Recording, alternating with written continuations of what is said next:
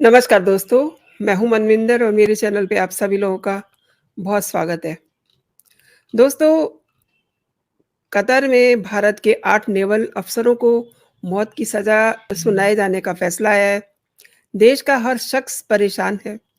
Social media पे लोग इसकी बात कर रहे हैं कि क्या कोई तरीका है जिससे भारतीय नेवल अफ़सरों को बचाया जा सके? भारत सरकार क्या कर रही है? क्या विकल्प बचे हुए हैं? आखिर उन्हें किस जुर्म की सज़ा सुनाई गई है? तमाम सारे सवाल आपके दिमाग में आ रहे होंगे। इन सभी सवालों के जवाब हम तलाशने की कोशिश करेंगे मेरे ख़ास मेहमान से। मेरे आज के ख़ास मेहमान हैं इंटेलिजेंस एजेंसी ऑफ इंडिया के former joint director defence Rakesh Shukla ji. तो उन्हीं से जानते हैं कि इसमें आगे क्या होगा। मैं उनको जोड़ लेती हूँ और उसके बाद फिर चर्चा को आगे बढ़ाते हैं। राकेश जी नमस्कार। नमस्कार मैम। आपका बहुत-बहुत स्वागत है मेरे चैनल पे। कतर में 8 पूर्व नेवी के अफ़सरों को मौत की सज़ा सुनाई गई है दोहा में। ये सब क्या है, मैं इस पे आपका एक नोट चाहूँगी ताकि दर्शक भी इसको डिटेल से समझ सकें। मैम देखिए जो बात आगे आई है वो ये है कि जो ये 8 ऑफिसर्स वहाँ बेसिकली उनकी जो ट्रेनिंग फैसिलिटी है, जहाँ वो जो कतारी आर्म्ड फोर्सेस के ऑफिसर्स हैं, पर्सनल हैं, उनको जो ट्रेनिंग दे रहे थे, वहाँ जब ये काम पे थे तो कुछ स्पाइनेज का इनके ऊपर चार्ज लगाया और स्पाइनेज किस चीज से रिलेटेड है वो कतर की जो नेवी है उनका एक प्रोक्योरमेंट प्लान था एक इटालियन मिजेट सबमरीन का। मिजेट सबमरीन बेसिकली एक छोटी सबमरीन होती है जो स्पेशल ऑपरेशंस के लिए यूज होती है और इसका जो मिजेट सबमरीन जो इटालियन एजेंसी है जहां से ये अपना प्रोक्योरमेंट प्लान कर रहे थे वो सारी चीजें ओपन सोर्स में इन डिटेल अवेलेबल है regarding the company regarding the midget submarine हर चीज अवेलेबल है। एक दूसरा, जब आप कोई भी कंट्री का कोई भी आर्म्ड फोर्सेस पर्सनल दूसरे कंट्री में जब ट्रेनिंग जी, देने के लिए जाते हैं जी, तो जी। उनको केवल और केवल training related assignment, training related material वही चीजें मिलती हैं और उनका मैंडेट वही रहता है।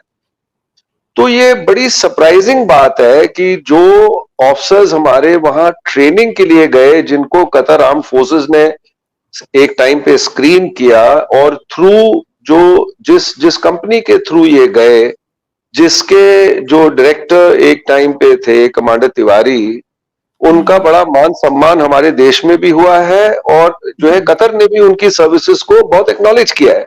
ये जी, आज की ट्रेनिंग नहीं चल रही है मैम, ये दिस ट्रेनिंग जी, has been going on for years. तो ये जो एक स्पाइनेज का एंगल आया है, एक ट्रेनिंग जो लोग ट्रेनिंग दे रहे हैं, एक तो ये पॉसिबल नहीं है जी। और दूसरा इसमें जो एक बहुत बड़ी बात ये है हुँ, कि हुँ। हमारे और कतर के रिलेशंस बहुत अच्छे रहे हैं, जी। कोई ऐसी बात कभी रही नहीं है हुँ, और हुँ। इसमें जो कुछ इनपुट्स वैसे भी आ रही हैं ओपन मीडिया में ही और ये मेरी पर्सनल व्यूज है कि इसमें शायद पाकिस्तान की आईएसआई की इन्वॉल्व होने की भी बात है। बहुत दिन से ये कोशिश भी थी कि इस ट्रेनिंग टीम को डिसलॉज किया जाए ताकि पाकिस्तान के लोग वहां जाकर के ट्रेनिंग दे सकें और हुँ। थ्रू थ्रू नॉर्मल प्रोसेस शायद ये हो नहीं रहा था, इसीलिए probably the ISI has got involved. I repeat, these are my personal views कि टू डिसलॉज दी जो इंडियन ट्रेनिंग टीम है और मैं आपको देखिए एक अश्योरेंस के साथ भी कह सकता हूं क्योंकि ये जो ऑफिसर हैं मैं इन ऑफिसर्स को पर्सनली जानता हूं। ओह! ये ऑफिसर्स जो है इनकी इंटीग्रिटी, इनका प्रोफेशनलिज्म, इनका कैरेक्टर, इनका कॉन्डक्ट ये सब बिल्कुल इम्पेकेबल रहा है मैम और एक जो मैं last point which I want to make कि ये लोग वहां गए थे बेसिकली जब नेवल ऑफिसर्स या आर्म फोर्सेस ऑफिसर्स रिटायर होते हैं तो एक अर्ली एज में रिटायर होते हैं।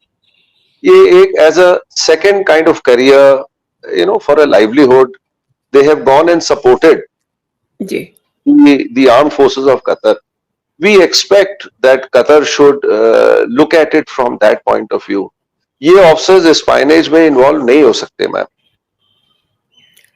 आपने बहुत अच्छी बात की है, लेकिन आपने जब ये बताया है कि आप उन ऑफिसर्स को पर्सनली भी जानते हैं, तो मैं आपसे ये जानना चाहूँगी, अपने दर्शकों के लिए मैं समझना चाहूँगी कि इनकी कंपनी अल दाहरा जिसके जिसके लिए ये काम कर रहे थे,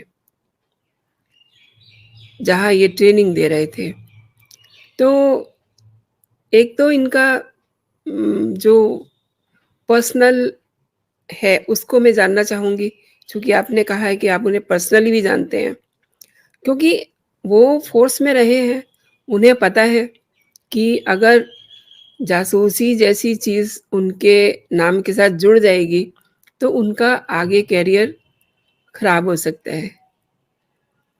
आप थोड़ा-सा इस पे एलैबोरेट कीजिए। मैम जो आपने बात कही बिल्कुल ठीक कही।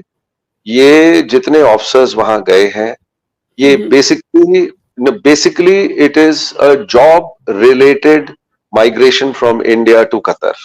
ये वहां जी। गए हैं ये वहां गए हैं फॉर अ लाइवलीहुड। ये हुँ, वहां गए हैं टू सपोर्ट देयर फैमिलीज। आप जी, जो आदमी एक लाइवलीहुड के लिए जाएगा, जो आदमी टू सपोर्ट देयर फैमिलीज जाएगा, वो बहुत केयरफुल रहते हैं ma'am. They are very conscious और वेरी उनको ऑब्वियस।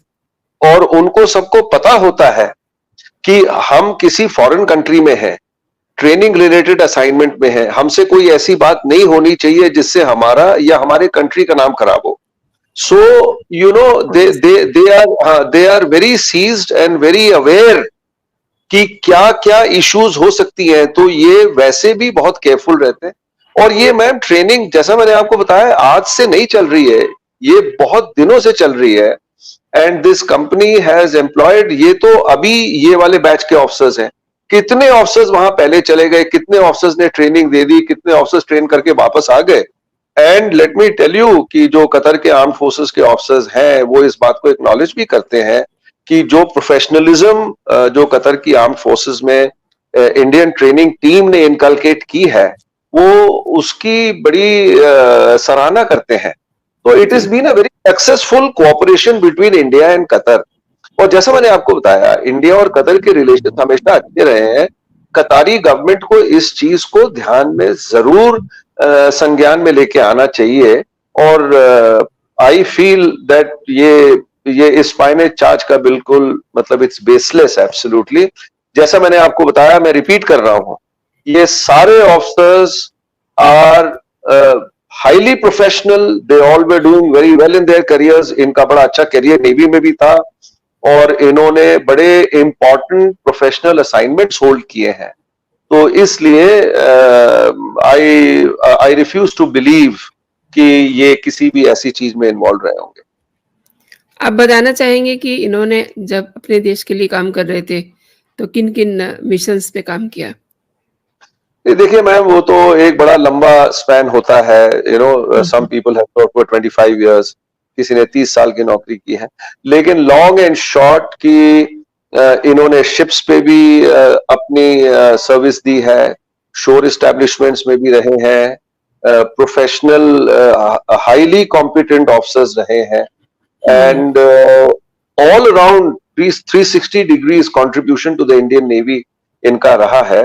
एंड जो ये ऑफिसर्स हैं, इनका जब सिलेक्शन होता है टू गो हुँ। And train any country abroad, तो वो बहुत हाईली प्रोफेशनल ऑफिसर्स को ही लेते हैं जो हाईली कॉम्पिटेंट होते हैं। It's not easy to go and give training to a foreign country.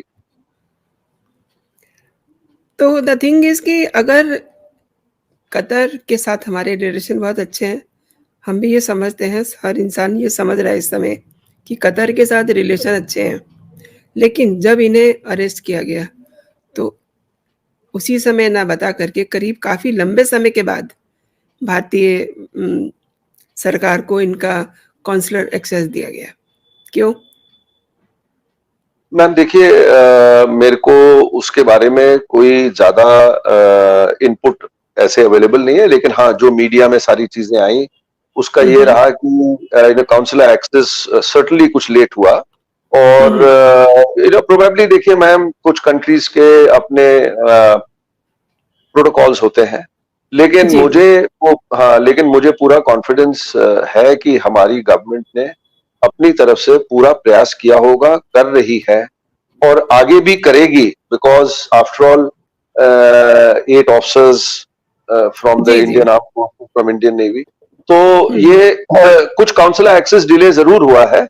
लेकिन I am sure that the MEA and others जो इसमें काम कर रहे हैं, बिल्कुल इसको प्रोफेशनली हैंडल कर रहे होंगे और आगे भी करेंगे। जब से ये खबर आई है ना, मतलब हर भारतीय उनके लिए चिंतित है और जो उनके परिवार का हाल होगा, वो तो आप समझ ही सकते हैं, लेकिन अब इन्हें कैसे बचाया जाए? गवर्नमेंट के पास क्या विकल्प बचे हुए हैं इस समय? थोड़ा-सा बताइएगा दर्शकों को। मैम देखिए, गवर्नमेंट को प्रोएक्टिव तो गवर्नमेंट रही है और गवर्नमेंट है और आगे भी रहेगी। और गवर्नमेंट को जहां तक मेरा वो है कि इनको काउंसिलर ये इनको जो अभी अपील में जाने वाले हैं, तो मैम देखिए, जहां तक सरकार की बात है, सरकार को इसमें प्रोएक्टिव होके आगे तो आना ही पड़ेगा, लेकिन अब इनको अपील भी करनी चाहिए और they should be ready probably to even move to the International Court of Justice if it is required, अगर सिचुएशन वहां तक जाती है। लेकिन डिप्लोमेटिक चैनल्स के थ्रू इस इशू को रिजॉल्व करना चाहिए एंड गवर्नमेंट को ये 100% श्योरिटी भी है और गवर्नमेंट इसको अपनी अपने ढंग से हैंडल करके हमारे ऑफिसर्स को वापस लेके आएगी। मैं इसमें काफी कॉन्फिडेंट हूँ। आपने अभी ज़िक्र किया था आईएसआई का, तो आईएसआई और हमास, जो इस समय फ़लस्तीन और इज़राइल में युद्ध का मेन रीज़न बने हुए हैं।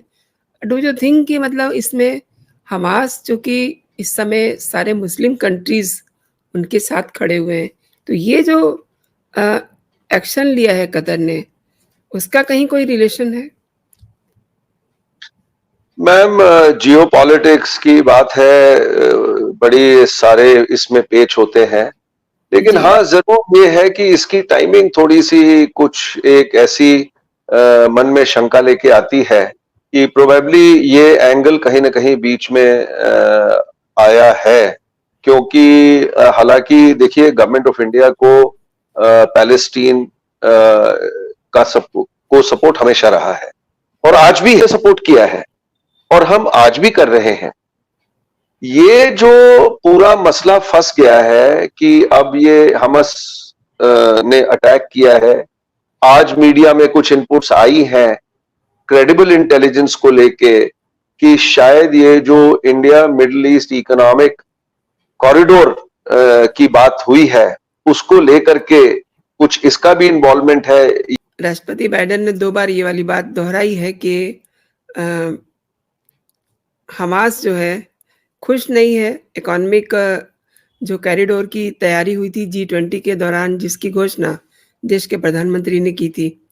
अब हालाँकि वो ये भी कह रहे हैं कि उनके पास इसका कोई सबूत नहीं है। लेकिन आज उन्होंने सफाई दी है व्हाइट हाउस में कि वो इसके बारे में श्योर नहीं है।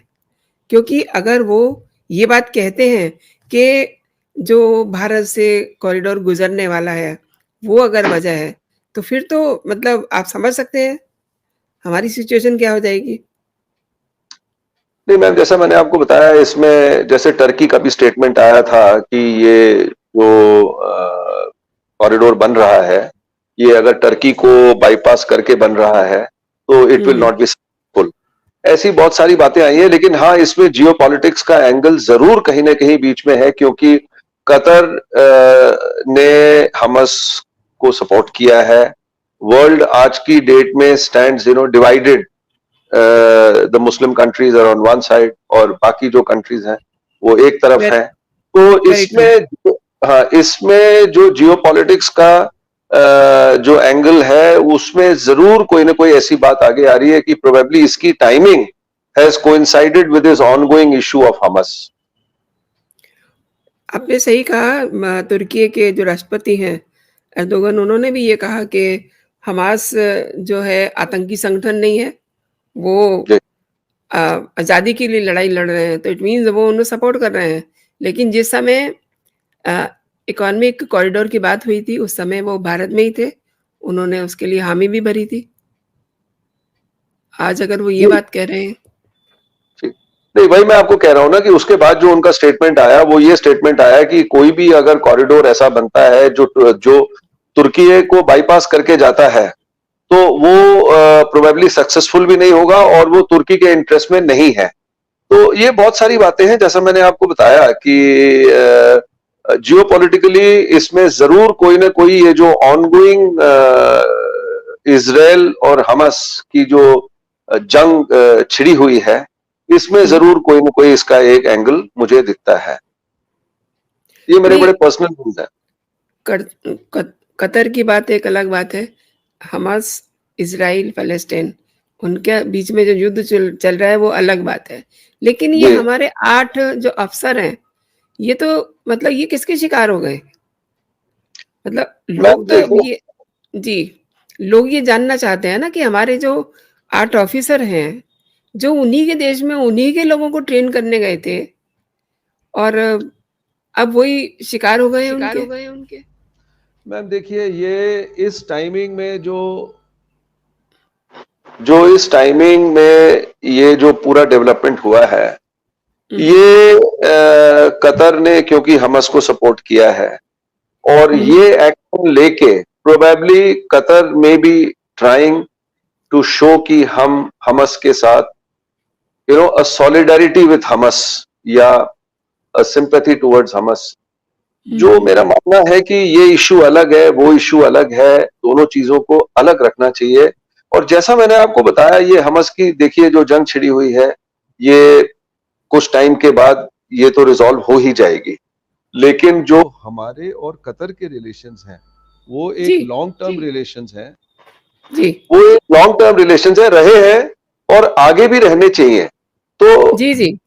जो वहां की गवर्नमेंट है उसको they should be seized of this issue की इन दोनों हुँ, चीजों हुँ। को उनको अलग करके रखना चाहिए। और वैसे देखिए, ये ट्रायल भी बड़े एक कॉन्फिडेंशियलिटी के साथ हुआ है। एग्जैक्टली क्या हुआ है क्या नहीं हुआ है ये पब्लिक डोमेन में कोई बात आई नहीं है जी। इसका। जी, तो इसलिए जो है कि जब तक चीजें क्लियर नहीं होती हैं और चीजें क्लियर केवल जो गवर्नमेंट ऑफ इंडिया कुछ उनको होंगी और जो वहां की गवर्नमेंट है उनके उनको तो होंगी ही। तो हुँ, hmm. Probably I think we should wait and watch. Government will be proactive. Government जी। इसमें अपील को भी जाएगी और गवर्नमेंट जो ट्रैक टू जो डिप्लोमेसी होती है उसको भी पूरी अपनी ताकत से करेगी और हमारे जो ऑफिसर्स वहां हैं उनकी रिलीज हुँ, के हुँ। लिए पूरी कोशिश की जाएगी। और जैसा मैंने पहले भी कहा कि मुझे पूरा विश्वास है कि हमारी सरकार हमारे ये 8 ऑफिसर्स को जरूर वापस हुँ। लेके आएगी। If I am not wrong, प्रधानमंत्री 2016 में कतर गए थे और ये देश एलएनजी का प्रमुख स्रोत भी है। वहाँ पर करीब-करीब जो है 8 लाख भारतीय रहते हैं और उस देश का सबसे बड़ा मतलब एक कह सकते हैं कि प्रवासी समूह है वो वहाँ। अब उस लिहाज से अगर जानबूझ करके उनकी हिरासत, उनके खिलाफ जो आपने भी ये माना कि कोई चीज़ बताई नहीं गई है, पब्लिक डोमेन में कुछ नहीं है, तो ये कुछ चीज़ें शुबा-सा नहीं पैदा करती हैं?